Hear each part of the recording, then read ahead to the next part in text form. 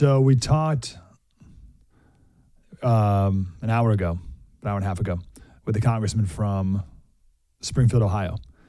And boy, did a lot of stuff come up, but a similar issue all across the country. But a lot of stories, a lot of Springfield, Ohio's are also all across Alabama. Senator from Alabama, Tommy Tuberville, is here. Senator, how are you, sir?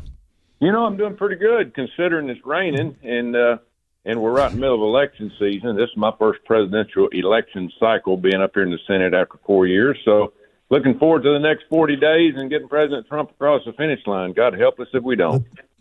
Let's get this over with, shall we? Let's get these 40 days over with and get back on track. Senator, so we're talking to the congressman from Ohio, and a lot of stuff came up about going on there, but it's not just there. Tell us about Sylacauga in Alabama. Yeah, it's a disaster. They're sneaking in, and here's what's happening. Okay, everybody's complaining about the border. So when they decided, okay, we're going to run Kamala, she's the border czar, she hasn't done a damn thing. So we're going to run her for president. So we got to kind of slow them down at the southern border and start flying them in. Well, that's what they've done. They're flying them in all over the country. They're flying them in Alabama. They're sending them to these small towns. They're looking for work. They're looking for a way to eat. They're looking for a place to live. It is a disaster, and our mayors are calling right and left going, what in the world is going on? So only red states. Now, they're not sending the blue states because they feel like that they don't need any more help there. So they're trying to fix the race in the red states, and that's not going to happen. The congressman was speaking a lot of these NGOs, and these NGOs are processing this and a lot of money to be made here and all this. What have you learned about these non-government organizations? Oh, it's terrible, and we're funding them. Our money, taxpayer money, goes to the UN. The UN funds these NGOs. I've been to the Darien Gap several times down at Panama, and you should see these places. They're set up like McDonald's, and they're all NGOs, paid for again by the taxpayers. They close them, they house them. They get them ready for the next track through Mexico, and it should be against the law. But the American taxpayers don't understand that their money's going to these people where they can make it here, and then they're going to take their jobs, and then they're going to vote Democrat, and then they're going to try to control the election. It's all a scheme. Can we make it against the law? Oh yeah. We just that we try to do the SAVE Act and try to get only citizens to vote. It goes to show people, if you're listening out there, if you vote against letting non-citizens vote in our elections, heaven help us. And these Democrats up here, all they want is power. They care nothing about helping the American people. This place is a disaster up here. It's only about getting reelected on both sides. And that's the reason we need term limits. Nothing's done on merit up here. It's about seniority. And we've got some people up here who can't get out of the rain that are running some of our committees up here. It's absolutely a disaster, but we're going to make it. President Trump's going to win. We're going to take the Senate 51-53 is my prediction. We're out working every day trying to work that out, but we cannot lose to these people this time or we're going to lose our country. What do you make of the recruitment efforts that businesses have done? So business hire the NGOs to recruit Haitians or whoever to come and work in factories. Is that necessary? Do these factories need Haitians in order to survive? No. What we need to do is quit writing checks to people to sit home on the damn couch and watch The View and not work. We got plenty of people who work. This is not, we built this country on the backs of hardworking Americans after World War II, and there's plenty of jobs. And you can make a good living. But a lot of these people, since COVID, and the Democrats have gotten, through Obama, said, listen, we'll pay you to sit on the bench. We'll pay you to sit at home. We'll give you all this money. The farm bill this year is $1.5 trillion if they pass it, and $1.3 trillion is for food stamps and giveaways. $200 billion goes to the farmers. It's the biggest disaster I've ever seen. We don't do anything the right way. We don't help the American people, and we sure don't help the workers and people that want the opportunity to make a better life for themselves. We want the power to stay in the hands of the socialist Santa Claus that I call, and that's the direction we're headed in. And sure, we're going to have to import a lot of people to work if this group wins again, because they're going to continue to write checks to people to sit at home where they can get their vote.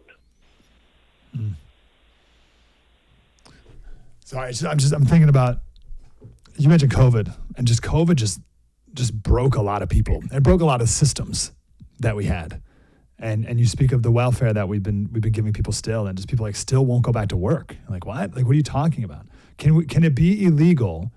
I know these Haitians are here, quote unquote, legally, but can we make it illegal to hire people, which obviously would be for a much lower wage than the guy from Alabama? Yeah.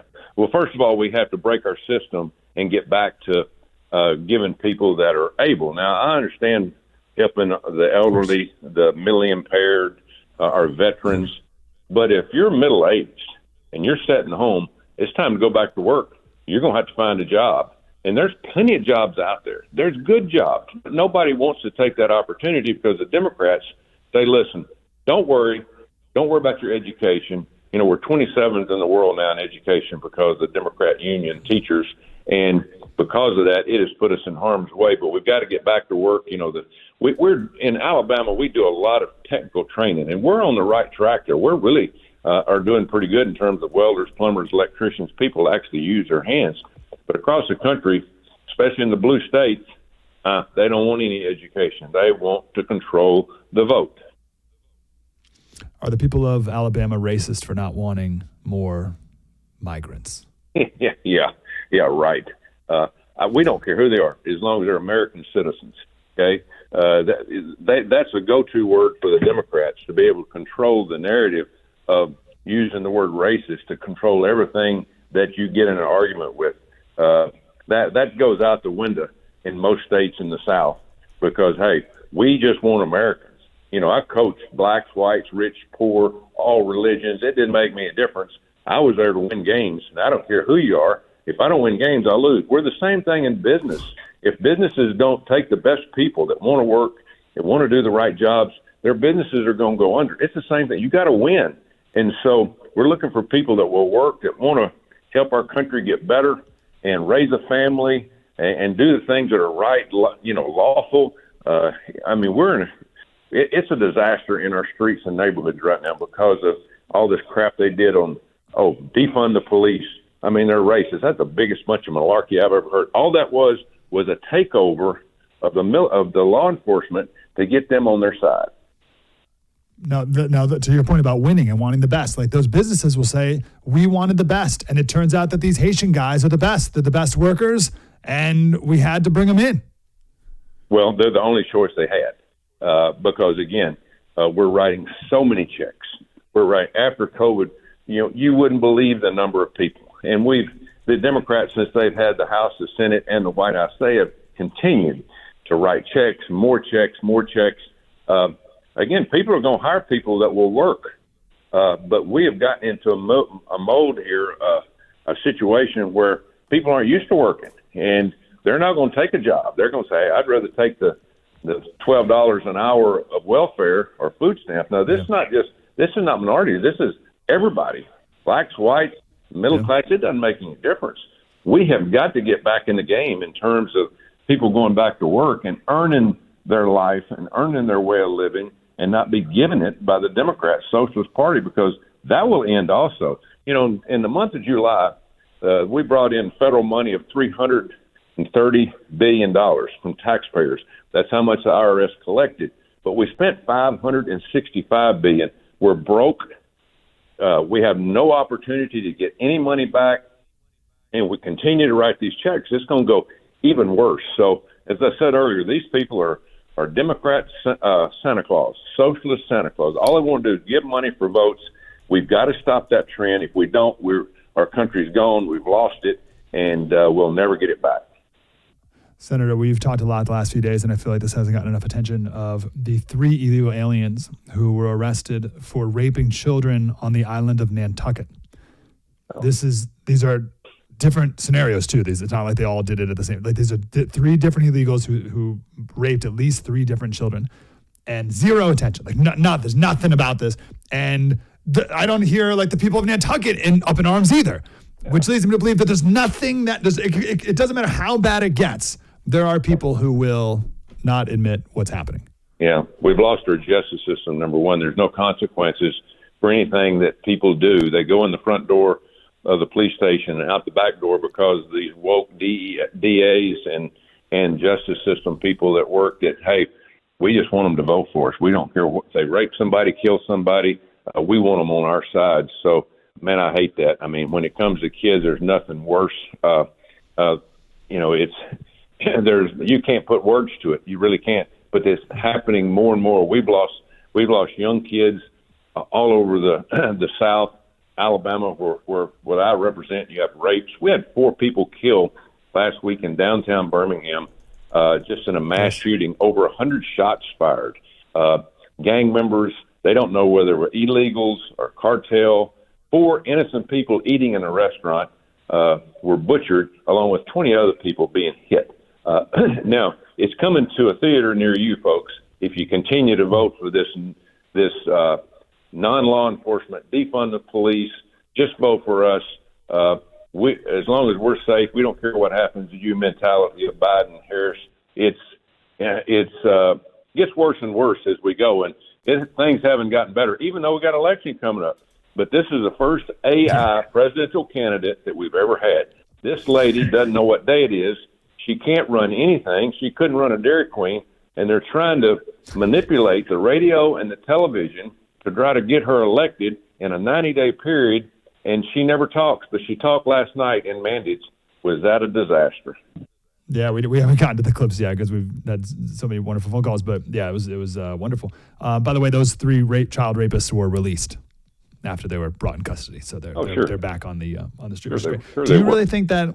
Are they really talking about that shooting that happened, the murders that happened in Alabama, that it may have been cartel linked? Is that a possibility? Well, they're gang related, so you don't know whether they're citizens or non-citizens. They haven't been caught yet.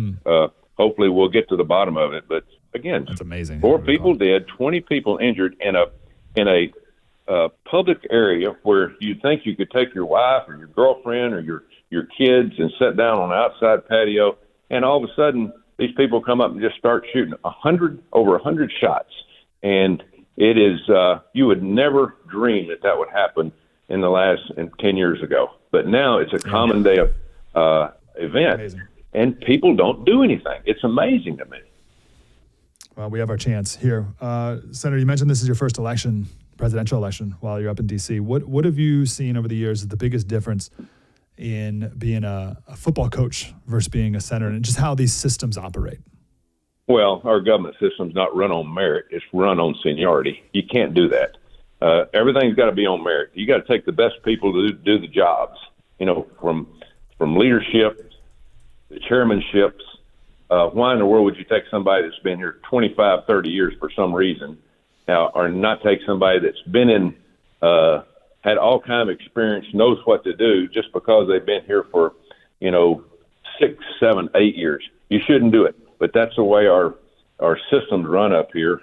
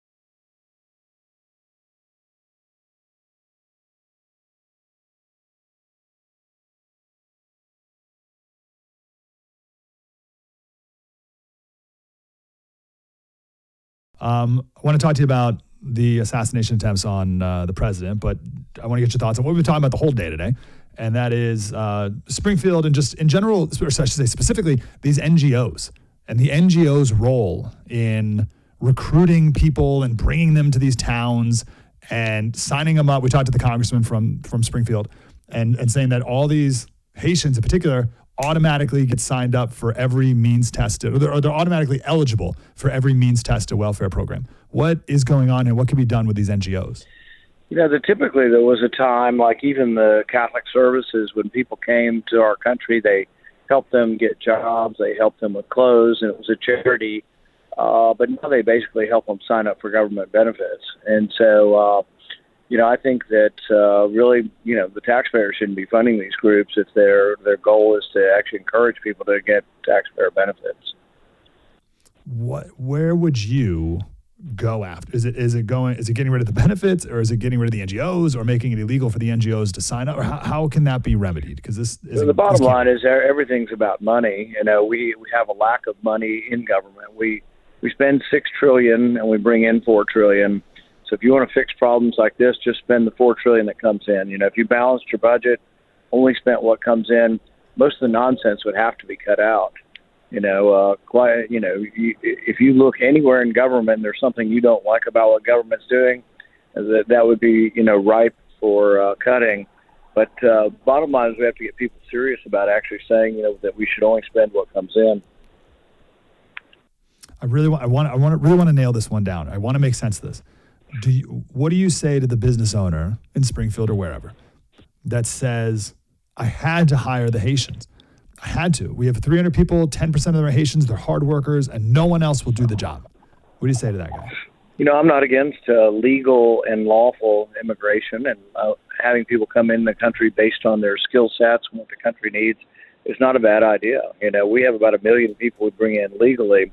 What I'm opposed to is sort of the mass migration that's coming across the border, not based on skill sets, not based on who we need or want in the country. And that has to be different. But I don't blame individual people about it. It's not, I'm not up on my horse talking about an individual Haitian in Ohio. The other problem we have is that there are an abundance of jobs in our country and people just don't take them. People talk about, their unemployment being like only 4 or 5%. But if you look at the more important statistics, it's labor force participation. So about 62% of Americans work, 38% don't. So you wouldn't have to have all of the immigrants come in for jobs if you actually had Americans working, but Americans aren't going to work as long as there's a free way not to work. During the pandemic, we were paying people, each person, about $50,000 not to work just in the unemployment. So a couple that's not working was getting $100,000 a year. It's a little hard to entice people away from non-work if we pay more for people not to work than we pay them to work. Yeah, that's the root of it all. That's the root of it all, no question. All right. Any other final thoughts on immigration before I ask you about something else? Nope. Fire away. Okay. Have you seen the preliminary report on the first murder attempt of President Trump? I helped to write it. Yeah. So I'm part of the Homeland Security Committee, and we released it yesterday. And it basically lists a litany of failures by the Secret Service, one after another. I mean, it's not just one error. It's, from the beginning to the end, from preparation through the day of to the minutes before, everything was an error. Everything was a mistake. And I think unforgivable in the sense that these errors did lead to the tragic death of one of Trump's supporters. It almost led to his death. And then a month or two later, we got the same sort of, we haven't done a full investigation yet, but we know in the second assassination that the man sat around for 12 hours, getting his, polishing his weapon, getting his weapon ready, aiming his weapon. And he'd been doing that for 30 days, looking for a shot to get off of Trump. And so there's a level of incompetence that is just beyond the pale. And, they have to do better. And we're going to insist that the mistakes and the people making the mistakes are replaced. So I am a firm believer in human incompetence. But when you say beyond the pale, indeed, it leads even sane-minded people to go to the thoughts of an inside job. Anything led you in that direction, sir? I haven't seen anything other than incompetence. Some of it, it's difficult to judge what is in people's minds. So, for example, for about 4 to 6 months before Butler, the Trump Secret Service as well as the Trump campaign were asking for more security. One of the things they asked for were counter snipers. They were being denied repeatedly. So it's a judgment call. But were those counter snipers going to the spouses of other candidates? I think so. Were those counter snipers maybe just in Washington, not at anybody's event? Possibly. but they haven't given us that information. We've been asking for 6 weeks since Butler for what security requests were submitted and what were denied, who denied them, and why. And the last meeting I had with Roe, the acting director, he looked across the table and I said, have you seen this information? Have you looked and investigated what was requested and why it was denied and who denied it? He says, yes. I said, how come we haven't gotten it? We asked 6 weeks ago. And this is a rare occasion where we actually have help. It's bipartisan. Republicans and Democrats are adamant that we should get this information. They didn't. But one thing we can thank God is the counter snipers were there in Butler that day, because had they not been there, imagine what the outcome is. The shooter comes up, takes several shots, but then he keeps going. Instead of 8 shots, maybe it's 18 or maybe it's 28 shots. And perhaps as Donald Trump rises again, he and the Secret Service are being, pelted with another round of bullets. That's what would have happened if there hadn't been the counter sniper team there. And the fact that it was denied month after month is, that's the question. Is that an honest mistake or is that a purposeful mistake? I assume honest, but it's got to be fixed. Either way, we got to do a better job. Again, I'm a firm believer in incompetence. Like I'm the first there.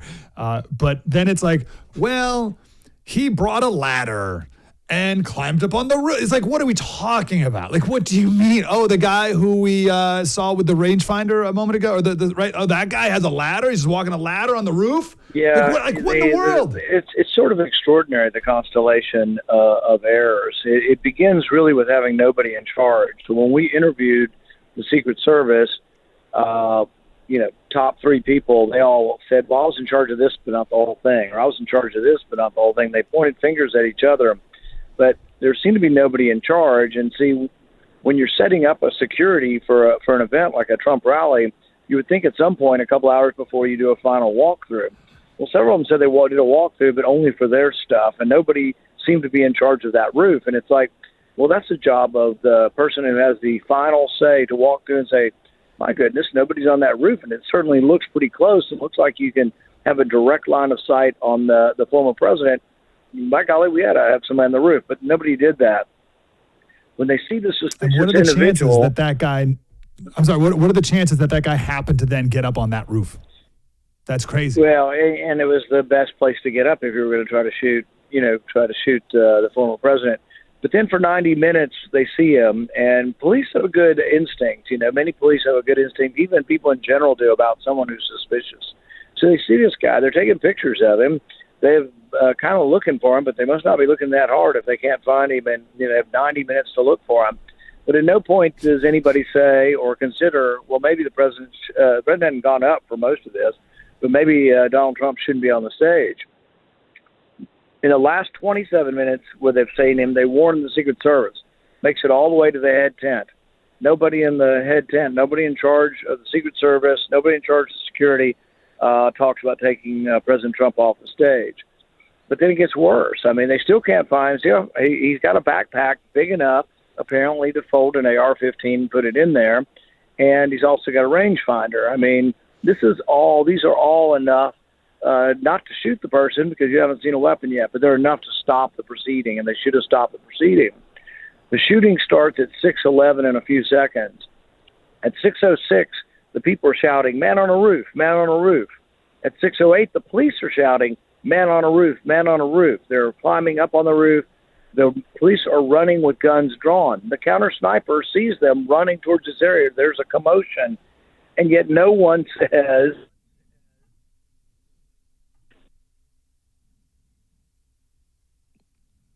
we lost a senator. The main Secret Service guy gets the message. He starts to frantically make calls, but none of them are to remove the president from the stage. It's just mind-boggling, error after error, negligence after negligence. And what I've said from the beginning, whoever's in charge can't be in charge again. I don't dislike them personally. I don't know any of these people. I don't even know their names right offhand, but they can't be in this position again because their errors were so tragic and so many, they can't be in charge. But right now we have nobody was in charge and nobody's going to be fired. Roe has said somebody will be disciplined, but we've been waiting on that a couple months now too. And we are finally now told that Donald Trump's going to get the same protective detail as Biden and Harris. That's a step forward. But there are also these two guys were lone actors and with a relatively small or low degree of sophistication. There are also state actors out there, and very explicit. It's been in the newspaper. They're looking to kill President Trump. They may have. We got 20 seconds, Senator. Do you make something of that Iranian threat? Yeah, they may have more sophistication, and we've got to get all kinds of every defensive weapon we can needs to be in place to protect former President Trump. Senator Rand Paul, I trust you, sir. Keep up the great work. Thank you. Appreciate it. You saw the video that it was the Ayatollah or whoever that Iran put out. There was a $300,000. Iran put a $300,000 bounty on John Bolton's head years ago. Can you imagine how much of a bounty they have on President Trump's head right now?